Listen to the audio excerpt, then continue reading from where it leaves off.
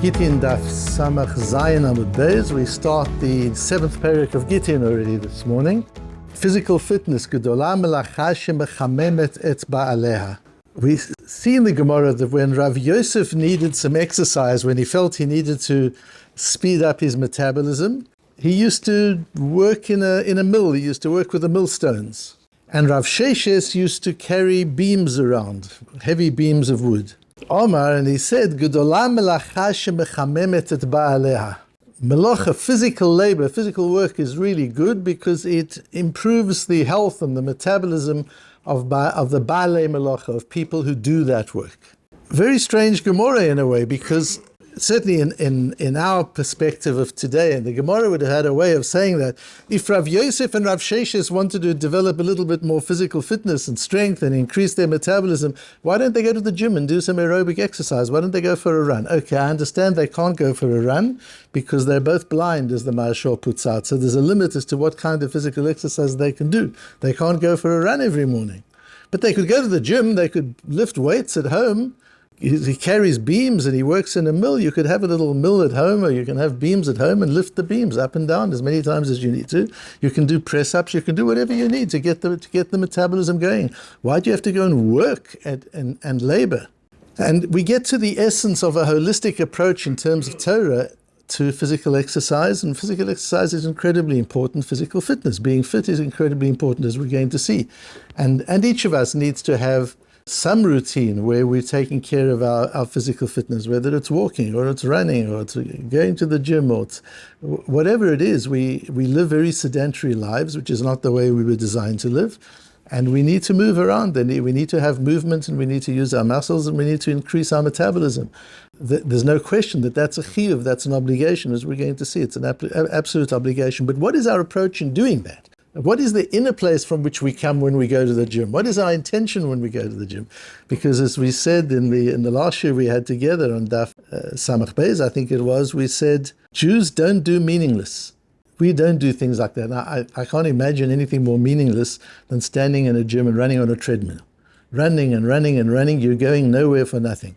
You're lifting weights up and down, you're lifting weights up and down. We don't do meaningless. So what's a gym? You go for a run. Where do you start? You start at home. Where do you finish? You finish at home. So you've run for an hour. Where did you run to? From home to home. What did you do on the way? Nothing. It's meaningless.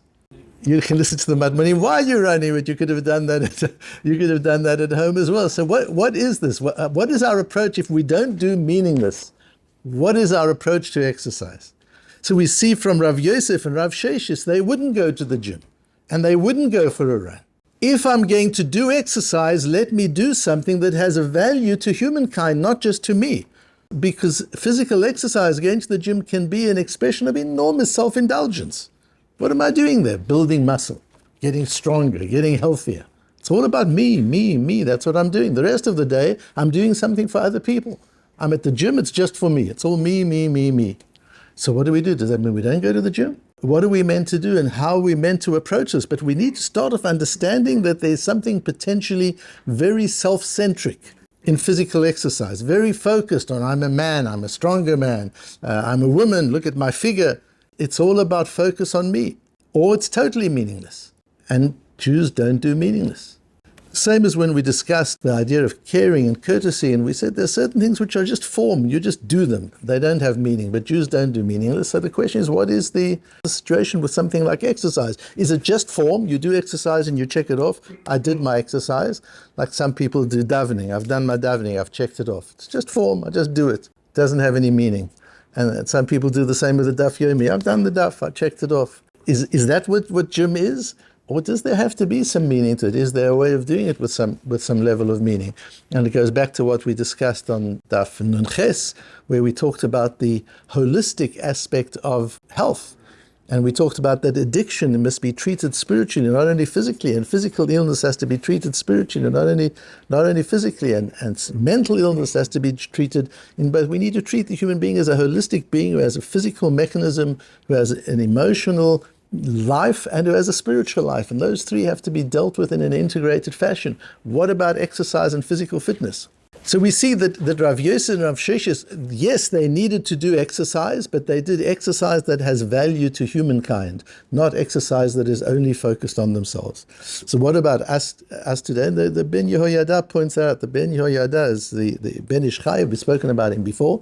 The Ben Ish Chai was a Rov in Baghdad, third generation Rov in the 19th century, died at the beginning of the 20th century, and was an enormous halachist and was also an enormous Kabbalist. And he used to give a shiur every morning, as his father did and his grandfather did. He writes in the Hakdama, after shul every morning, he would give a shiur in Orach Chaim, in Yoredea, and in Ein Yaakov. Then they would do the Agadata of the Gemara. And the Ben Yoyada are the Chidushim that came to him during those shiurim. He wrote up the Chidushim, and they got published as the Ben Yehoyada. Interesting, Ben Yehoyada, who was an important figure in David HaMelech's guard, and the head of Shlomo HaMelech's army. Ben Yehoyada was Benayahu Ben Yehoyada, was an important figure in Tanakh, and he appears on the next daf when we talk about the shamir worm that Shlomo HaMelech used to cut the stones of the Beis Hamikdash. We talk about Benayahu Ben Yehoyada, and him, the Ben Ish Chai is Benayahu Ben Yehoyada, writes the part, one sefer he writes is Benayahu, the other sefer is Ben Yehoyada, and he writes here too that in work, there's a benefit of work that you earn a living, but that's not from the work itself. You could be doing any work. What benefit you get from this work itself? Apart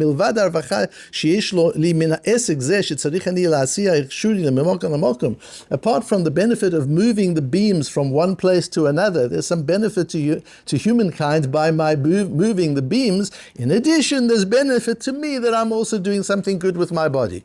But a lot of our work is mental work. We're living in an information society where the work we're doing is we're sitting down, we're sitting in front of a computer. We're not really doing physical work. So we go and we do the meaningless activity of going for a run or going for a walk. What should we do about it? It says the Rambam. Everything we do, even going to the gym, if you're going to go to the gym, it's your choice whether it's going to be meaningless or not. I often stand in the gym and I look around and I think, what would a Martian think if you dropped him into a gym? And he saw all these people sweating and sweating for nothing, going nowhere, doing nothing, on a treadmill, running to nowhere, lifting weights for no purpose. Nobody benefits from anything they're doing except their own physical bodies. They are the only beneficiaries of what they're doing. What kind of activity is that? What right have we even got to spend time doing something that we're the only beneficiary of that? Says the Rambam, you've got to treat yourself with health. But what's important is the inner place from which you come. You've got to ask yourself, for what am I doing this? And says the Rambam, it's not good enough to answer, why am I doing this? You know, Simon Sinek has become very popular with his book and his whole philosophy. It all starts with the why. You need to know the why you're doing things. In Torah, it's not about knowing the why you're doing things. You're going to gym to get strong, says the Rambam, that's not a good enough why. What you need to know in Torah is the what for. What higher purpose am I doing it for? Not the why. Why are you eating? Because I'm hungry. That's not an answer. Why are you going to work? Because I want to make money. That's not an answer. What for? For what higher purpose are you doing it? And one has to be able to ask oneself that question as one goes to the gym or as one starts one's run. For what purpose am I doing it? And it has to be שיהי גופו שלם וחזק כדי שתהיה נפשו ישרה לדעת את השם. I need to be physically fit so that my nefesh is straight. Because here you see the integration of the physical and the spiritual. My nefesh can't be straight in its accessing of Hashem. My purpose of living is to understand Hashem. That's why I'm here. And to live that understanding of Hashem. And I can't do that if I'm not physically fit. So when you go to the gym and you're about to start, there's a l'shem yichud kudshebricha that you've almost got to say. I'm doing this in order to improve my capacity to understand Hashem. Not I'm doing it to get stronger. I'm doing it for physical health. That's selfish. That's self-centered. That's not the reason you do it. I'm doing it to improve my mental capacity to understand and live Hashem's word. And if you live that way, then you're serving Hashem every day of your life, all day and every day, 24/7 in whatever you're doing mitzvahs.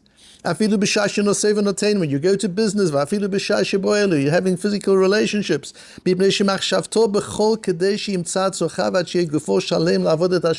It's all so that as preparation for avodas Hashem. That's what you're doing it for. Even while you're asleep. אם ישן לדעת כדי שתנוח דעתו עליו וינוח גופו כדי שלא יחלה ויוכל לעבוד את השם והוא חולה. If you're sleeping in order to refresh your body and heal your body so that you can serve Hashem, not so that I can go to work tomorrow, not so that I can run a marathon tomorrow. I'm sleeping so that I can serve Hashem better. Then my sleep is a mitzvah. Then everything we do is a mitzvah. And we come to Shemayim after 120 years and we see Hashem is rewarding us not only for the mitzvahs we knew we did, He's rewarding us for every minute of sleep because we slept with the right intention. Imagine what that is.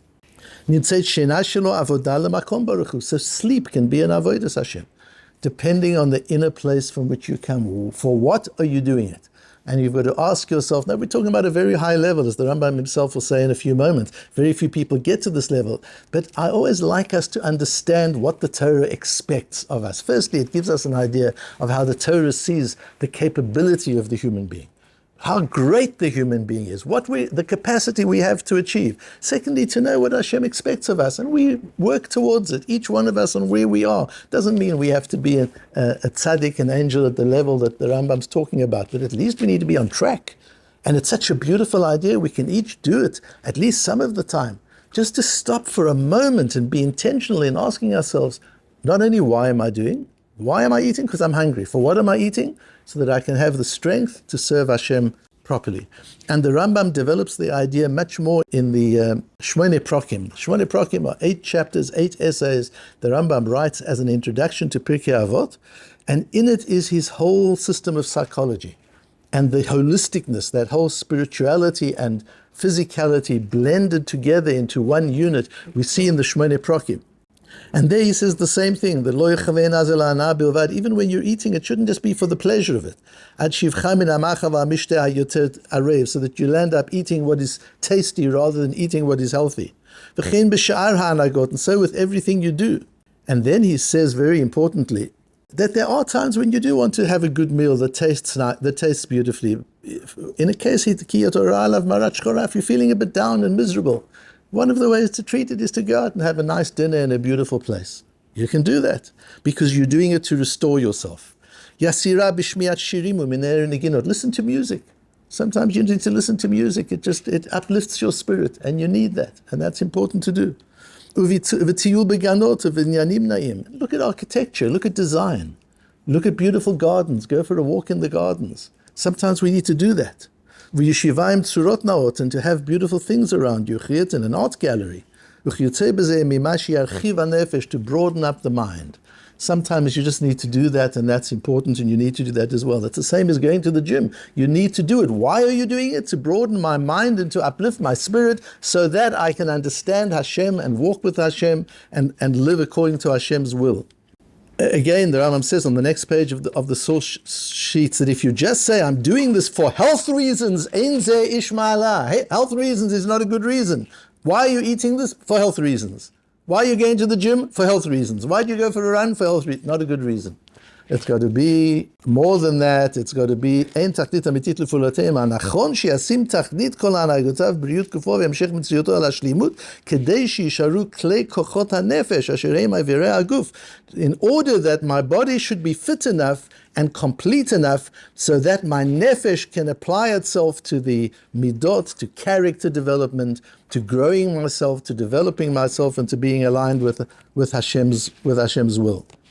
And again, he says sometimes it's important to rest, to have a bit of leisure, to look at beautiful paintings, and to listen to music, and so on. And at the end of the day, this is what is meant from Ve'ahavta et Hashem Elokecha b'chol levavcha v'chol nafshecha retzono lomar. What does that posuk mean that we say every day in the Kriyat Shema? B'chol chelkei nafshecha shetasim tachlit kol chelik mimena tachlit achat. What's important is what we're saying in Ve'ahavta et Hashem Elokecha b'chol levavcha is that in every single aspect of life, one purpose, one what for, and that's Ahavat Hashem. To have the capacity and the ability to live a life of Ahavat Hashem, as it says also in Mishli, B'chol derachecha da'ehu, and kol ma'asecha yu l'shem shamayim chazal say, in everything that we do, it's the what for that counts. If we just go to the gym or we just go for our run for health reasons, it's self-obsession, it's self-centeredness, it's meaninglessness. If we're doing it in order to be able to elevate our bodies and our minds and our beings, to be able to align to Hashem, think about Hashem, understand Hashem, learn better Gemara, learn better Torah, look at the world around us and understand Hashem's will and live according to that, then that's the highest meaning. And in that situation, everything we do can be considered avodas Hashem, service of God, and a great mitzvah.